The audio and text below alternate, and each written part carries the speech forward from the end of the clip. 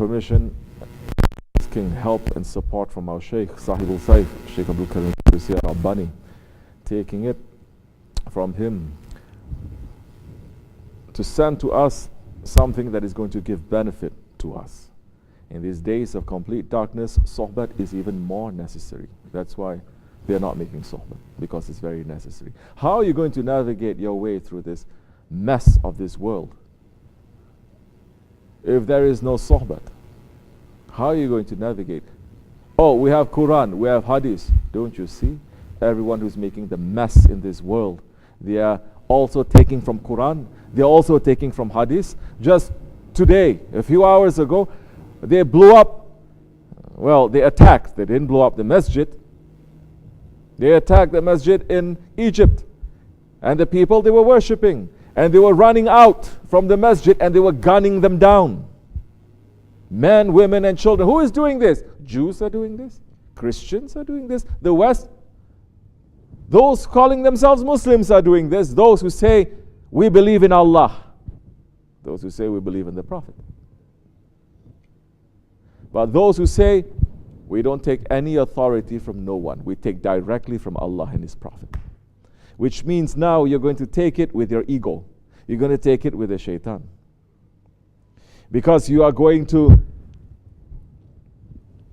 push aside 1,400 years of tradition, 1,400 years of the friends of Allah that is keeping this ummah in safety from people taking the religion and going to a shaitanic way with the religion.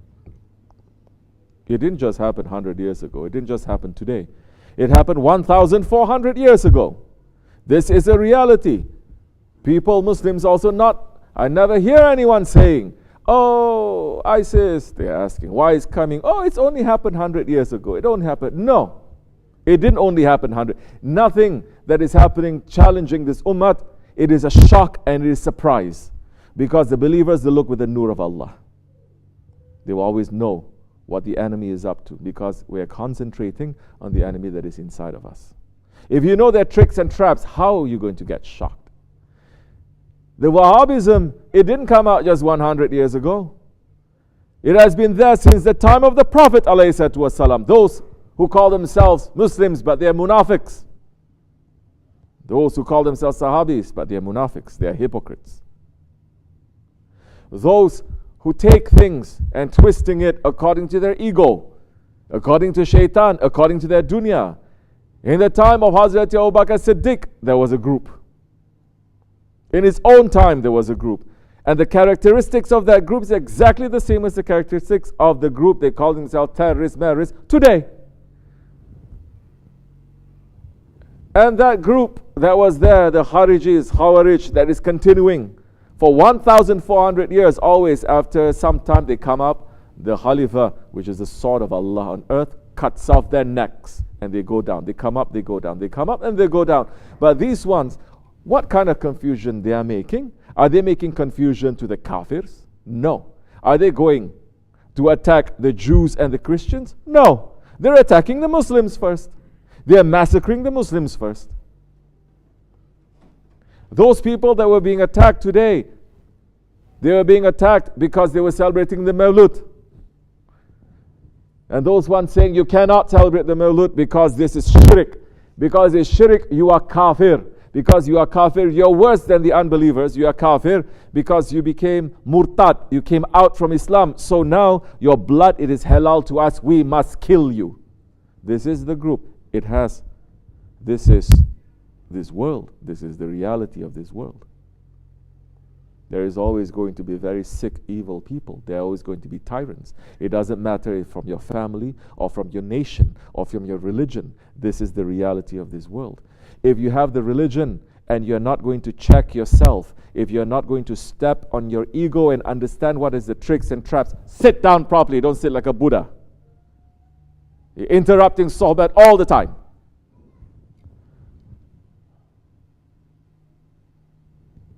This is what shaitan is doing.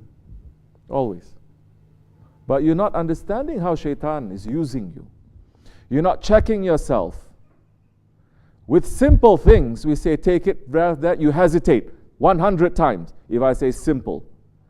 Now, simple things, you should be rushing. Now, when something that is obviously shaitan is trying to manipulate you, to trick you, to trap you, you don't hesitate. Straight away you do it. Why is that? Because man doesn't know himself. Because his knowledge is now lost. This knowledge of man knowing himself is lost. No one is teaching it in madrasas. No one is teaching in masjids. No one is teaching it in the dargahs these days. Subhanallah. Everyone became awliya. Everyone is connected. Everyone became holy. You think those ones who attack the people today, you think they don't consider themselves holy? You think they don't consider themselves to be the ones who are defending Allah and His Prophet? They do. And what do? They slaughter the Muslims. First thing that they do that. From that time until today, they do that. Then, when they get bored a little bit with the Muslims here and there, then they start attacking unbelievers. But who made them? Who made them to give power?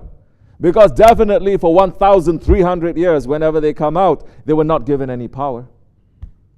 They were killed, they were massacred. Not massacred, they were killed, they were destroyed. Their necks were cut off so that they don't come out and they make this kind of fitna and bloodshed that we see today. Their Shaykh Ibn Taymiyyah, the one who came out first with these kind of shaitanic ideas, that the ijma of the ulamas at that time condemning him. And he was punished. He was punished. His books, they were all burned.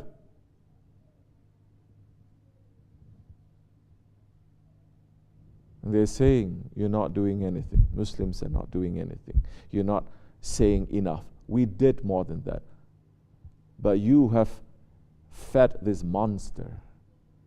You have fed it. You have kept it alive. And now, and you have trained it to attack us first. And now it's biting the hand that fed him. It's biting your hand and you're complaining. But majority of the people, they're sleeping.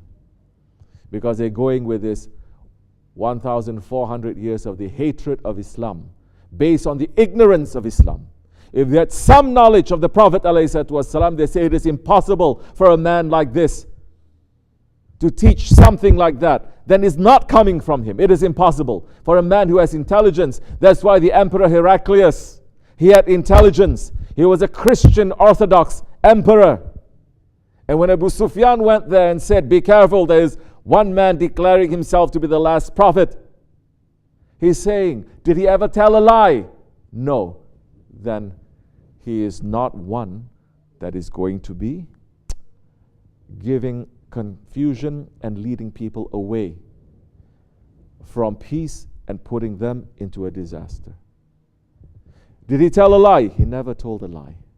For 40 years he didn't tell a lie. Then he said, La ilaha illallah Muhammad Rasulullah. The emperor himself had enough sense and intelligence to say a man who doesn't lie for 40 years, he cannot just wake up to tell a lie. It is impossible. Who are around him? Who are around him? And Abu Sufyan said, they are the worst in the society. Like who? Like the orphans. Like the widows. Like the slaves. He says, good. Because every prophet, when they came, those were their followers. So there is no sohbat. The prophets came to give sohbat. So without any sohbat, people don't know how to navigate through this mess. They just take from here, they take from there, they take from the Quran, they take from the Hadith, and they interpret any way they want. And the West is saying, of course you have to interpret any way that you want. Why? You are going to follow the Imams. So you understand now who is supporting Wahhabism. Because the Wahhabism is saying, don't follow the Imams. Make your own ijtihad. And who is telling us to make our own ijtihad? Is the West telling us, no, you have to follow Imam Malik, you have to follow Imam Hanbali, you have to follow Imam Hanafi, you have to follow Imam Hanafi, you have to follow Imam Shafi'i, you have to follow any of these, you have to follow Imam Jafar. Say, no, you make your own, because we are very intelligent. Everyone has to just make up their own minds.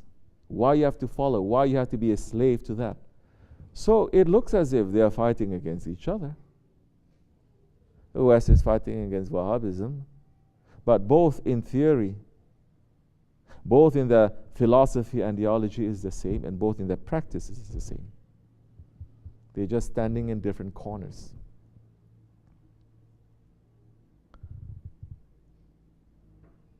That one, their Shaykh Ibn Taymiyyah, he was thrown into a well. He was punished. He was not even given a proper burial because he is out of the borders of Islam, whatever that he said.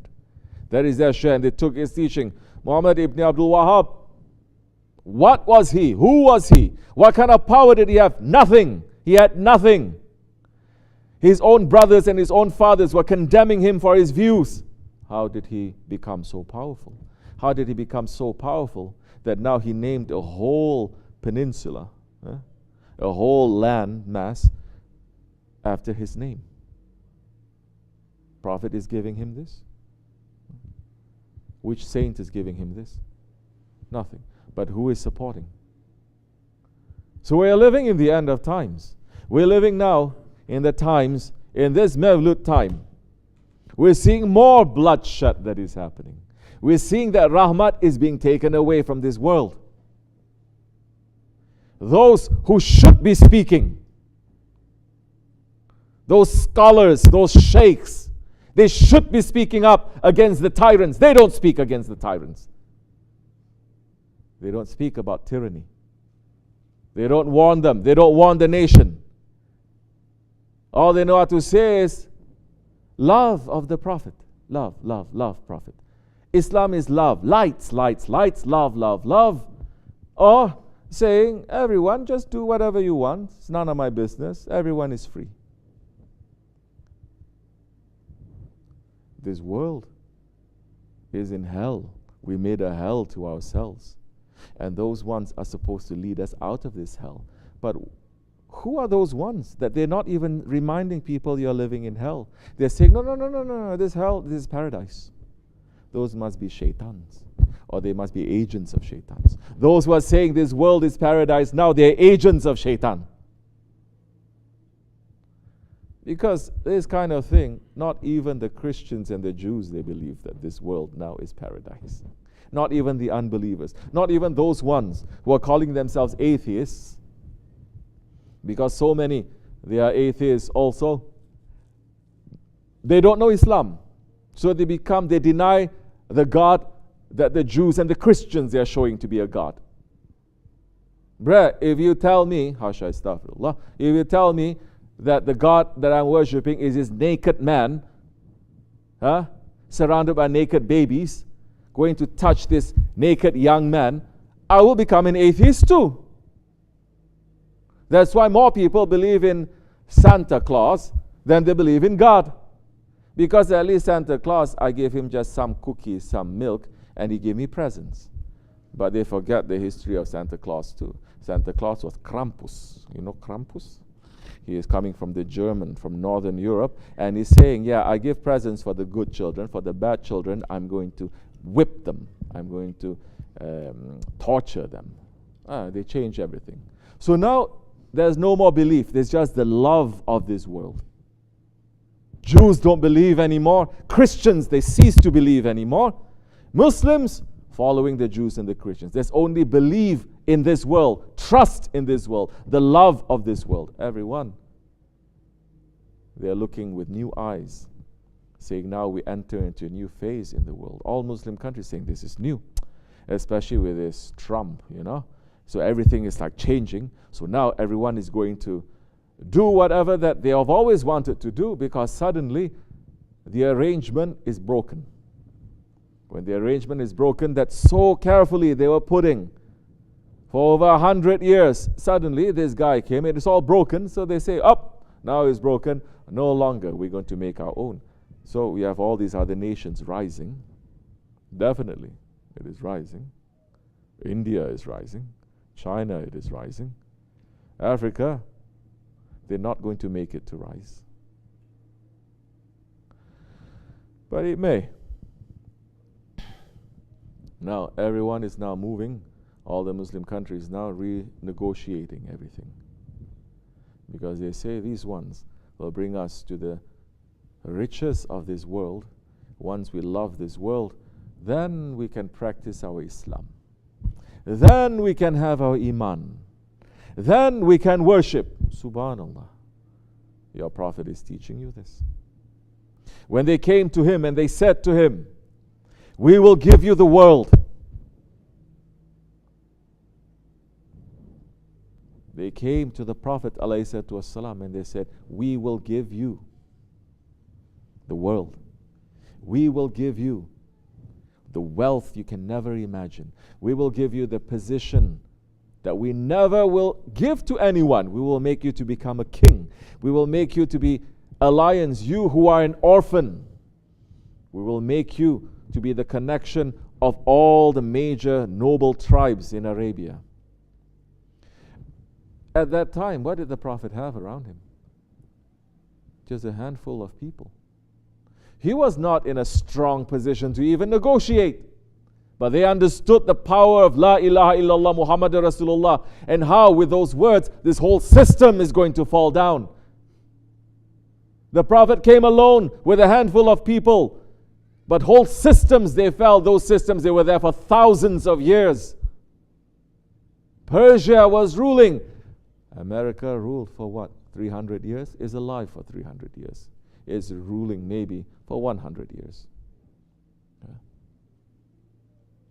Those are the nations. Persia. Those are the nations. Byzantines. Those are the nations that were belonging to them. They were there for thousands of years. Thousands. And with La ilaha illallah Muhammadur Rasulullah, they all fell. And they understood. So they came to him and they say, we'll give you everything. You know what? We will become Muslims. This is the point that every scholar almost in this world right now, they fail. They came to him, the mushriks, and they say, we will become Muslims. We will worship Allah. For 1 year, we'll worship Allah together with you. Next year, we will worship the idols. Next year, we're going to worship Allah. So, interfaith. Love, right? Don't judge. You know, La ilaha illallah, everyone. La ilaha illallah. You know, do like that. Everything is the same. What did the Prophet say? You think the Prophet ﷺ did not have enough intelligence to say, okay, let me to become the king, marry all this, get all the wealth, let us to worship 1 year and like that, and I'll place all my people here, then in a few years we'll take over. You think he doesn't know how to do that? You think he doesn't know how to have that intelligence to say that? But he said, if you have the power to put the sun in my right hand and the moon in my left, I will not abandon this religion for nothing. The scholars, they left all that. They lost all of that. That's why they negotiate so much. That's why they can say, we accept everyone. Let's first accept all the 73 different groups in Islam. Let's first accept that. They put their signature.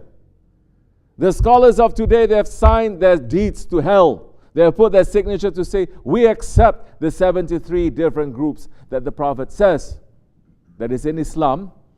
It will be divided into 73 different groups. We accept all of them. Did the Prophet say he accepts all of them?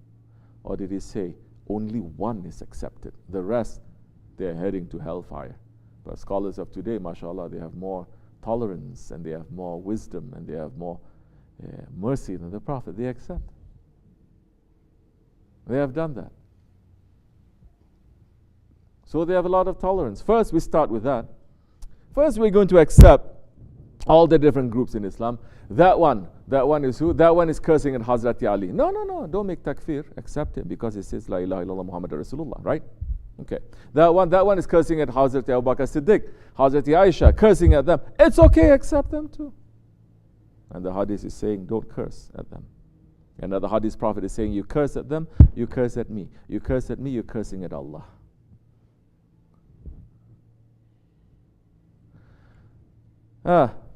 What are the groups? Other groups that denying everything. Accept them, it's okay. Other groups, they're calling themselves Muslims, but like this or like that, they worship shaitan. There are groups. They call themselves what? Yazidis. It's okay, accept. The Ibadis, they're modern day Yazidis. What are they? The Khawarij. Accept them, it's okay. First they start with that, then later they're going to say, well, Ahlul Kitab, we accept them too. Why not? What is it? Christmas. Oh, let's cut Christmas cake. Happy birthday to you. You know that one? Happy birthday to you. Christmas. Celebrate. It's okay. What are you celebrating? That so many Muslims now, they're getting ready to celebrate Christmas. Celebrating the birth of the Son of God. Hasha, astaghfirullah. No matter how you twist it, you're going to say, no, we're celebrating the birth of Isa. He was not born on that day, bruh, idiot. Even the Christians, they know 25th of December is not the date that Isa alayhi salam, Jesus, was born into this world. It was a pagan date. It was specific. So you're celebrating this, wrong upon wrong. Darkness upon darkness, not light upon light that you have. They say, no, it's about togetherness. You finish all the Muslim holidays, Muslim feasts, Muslim celebrations, you finish all the Jummahs in this life that you want to jump to have togetherness. Now we have people celebrating Thanksgiving. Muslims are not understand what is the history of Thanksgiving in this country. You are celebrating the massacre of the original people in this country. And you're celebrating, no, it's about togetherness. What togetherness? You're just satisfying your ego. If you want to give Thanksgiving, don't eat. Don't eat. Really, if you want to celebrate Thanksgiving, fast that day. Whatever food you have, give to the poor people. That time you give thanks to Allah. But no, Thanksgiving is just turning themselves into khinzir, turning themselves into animals, just eating and stuffing themselves and watching football. Where is the nobility now? Where does it turn you to become a human, to become a man? How does it increase your intelligence, your compassion? Forget about wasting that happens in this season. Now Muslims, they are rushing to celebrate all of this, step by step into the lizard's hole. This is what we're fallen. When you don't hold on to the sunnah of the Rasulullah ﷺ, that is handed down from his sahabis to the tabi'ins. When you take the sunnah, you take Quran yourself directly, you have one group that will say, all of you are wrong, I am right, you are kafir, I can kill you. Or you have another group to say, everything is right, you don't agree with us, we'll put you into trouble too. You have to celebrate. Why stop at Christmas now? Why stop at Christmas? Why don't you do everything? Now they have Muslim carols, Christmas carols. Huh? Have you lost your mind? Have you lost your mind? No, we're living with Christians. We have to show our familiarity. They're going to get upset at us if we don't celebrate Christmas. Why? They don't even care. You know what? There's news for you. They don't even like us. And if you're going to bend over backwards to kiss their, they're going to look even lower on you. Yeah. Alhamdulillah. Bless me. That's so Muslims, they lost their mind. There is no honor because they're not looking to the honor of the Prophet. You think this is the only time in 1,400 years Muslims are living next to Christians? Yeah? Christians and Jews have always lived with Muslims for over 1,400 years. From the Umayyads to the Abbasis to the Seljuks to the Fatimis, even especially to the Ottomans, that they were placed, at least you can say in the Far East, they were very far from Europe. But now with the Ottomans, they were in Europe. What did they do? Ottomans for 600 years. For 600 years, they were raising the banner of the Holy Prophet ﷺ. They were celebrating Mawlid. As a whole empire, they were celebrating Mawlid. Those who are not celebrating Mawlid, they do other things. They say, you must be extremist. You must be those ones who have no love. You have no place in here. It was even an imperial decree during the time of the Ottomans. No one can say anything about Ibn Arabi. That everyone is talking whispers now, don't know whether he's this or he's that. But the Ottoman sultans and the fatwas given by the Shaykhul Islam says, don't you speak anything against him. You don't know. He knows the zahir and he knows the batin. Take from the zahir is okay. The batin you don't know, don't speak. Everyone had manners back then, and there was power that was given.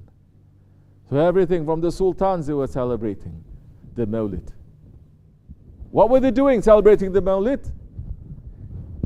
Especially they were collecting, they're seeing, where are the Ahlul Bayt?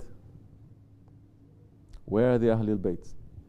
Because in the time of the Ottomans, people were not trying to be one another. People were not disappearing, assimilating like people today. People were having honor in their own identities, in their own culture, in their own food, in their own dressing, in their own religion.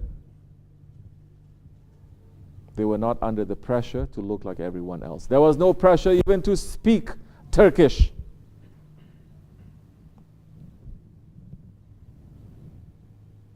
So they were celebrating the Mawlid. And they were taking the Ahlul Bayt. And the people at that time, because they had their own separate identities, it was very easy now. There was no confusion. The Ahlul Bayt, they're always known by the turbans that they're wearing, the color of the turbans that they're wearing, where they are. They don't work one single day in their lives. It is made forbidden for them to work. The state was giving them a salary every month because you are descendants of the Prophet. It is not honorable for you to work. We will give you whatever you need. Your job is to pray for the nation. And especially in the time of Mawlid, they were giving such high honor. And they were giving very high respect to the Ahlul Bayt, inviting them for Mawlids, feeding the orphans, feeding the poor people, feeding those ones whom the Prophet loved, especially those ones who were oppressed. How you think otherwise an Islamic empire like that, surrounded by enemies for hundreds of years, is able to stand? How you think? The other ones, they stood for 100, 200, 300 years maximum. This one is standing. And standing at a time when the world was going through so many changes in these few hundred years. Right in Europe. And what did they say? What were the Shaykhul Islams? What were the Muftis? What were they saying? They are saying to make good relations with the unbelievers. You have to believe what they believe in? Where is this madness? You can have good relations with anyone. You don't have to believe in what they believe in. In fact, Allah is saying, to you your religion and to me mine. Say that. He's not saying your religion now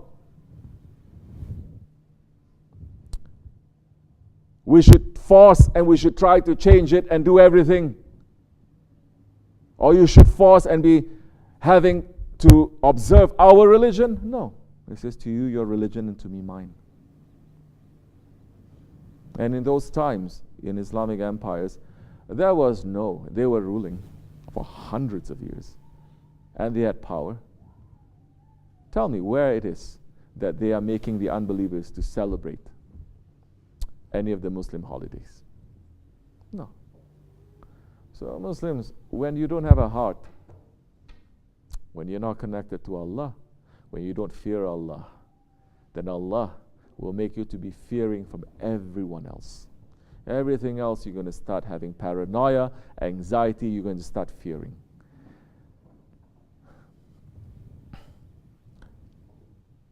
You want to celebrate? Celebrate. It's out of my hands. Do whatever you want. My job is to say. This is not something I'm going to force. I cannot. Mute it. If you want to go, go. Some they left. One of the reasons I say don't If you want to visit your family, this is Shaf and his law, it's not mine. If you want to visit your family, yes, Christmas people getting together, you want to visit your family, don't go on that day. Go later. So meaning, now, we understand you living in these kinds of situation too. Make just a symbolic gesture. You understand? The people will celebrate Christmas for 12 days. The song goes, right? Next day they have Boxing Day. They box. Boxing Day, they box. Because now they say, oh, we remember 26, we have to start giving presents to our servants. That's why it's called Boxing Day. MashaAllah. What a rahmat Christmas is. So, we know you're still celebrating it, but just as a symbolic gesture, don't do that on that day. Some, they're so stubborn and they're so arrogant, they say no. They lost. You're going to lose your faith too. You're going to get into trouble.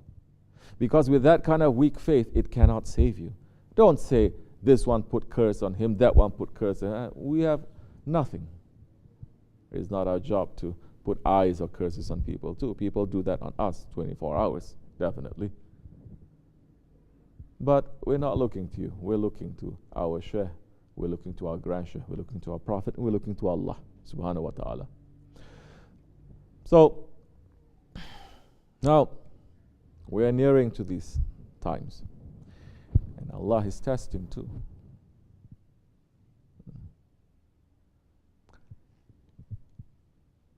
Yesterday was the first Thursday night. The first Thursday night, holy night. In this holy day, holy month of Rabiul Awal. Yesterday was also Thanksgiving.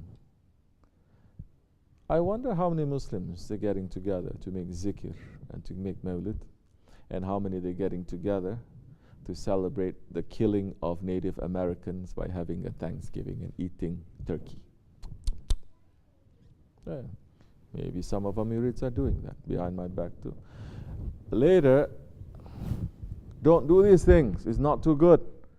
Because these things, they don't pull the blessings. It's not my word or Shaykh Effendi's words. They're not pulling blessings. How can you be celebrating the massacre of one group of people that you're stepping on their land? It's not pulling blessings. Then later, if something happens, you're going to cry a lot, and you come to me and says, pray for us. I will look at you and I said, my prayer is not working. I don't believe in the power of my prayer anyway. I believe in Shaykh Effendi's prayers. So, later something happens, don't cry. You put it to yourself. Don't blame no one. Don't even blame Allah especially, please. You pulled it to yourself. Because you're so stubborn. Why? You have to eat the turkey, bruh?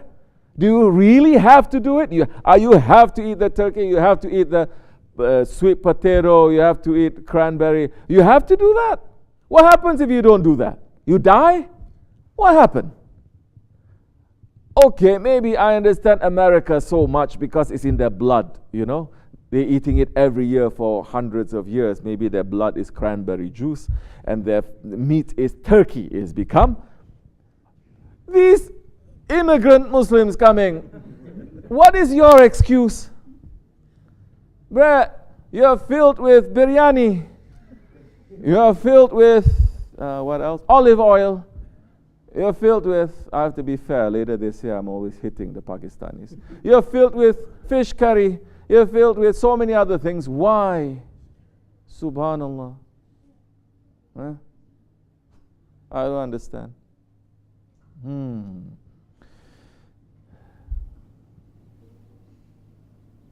Run after things that is going to give you faith. Don't run after things that will take faith away from you. They will take faith away from us through changing our lifestyle. They will not tell you, don't pray, don't believe in Allah, don't believe in the Prophet.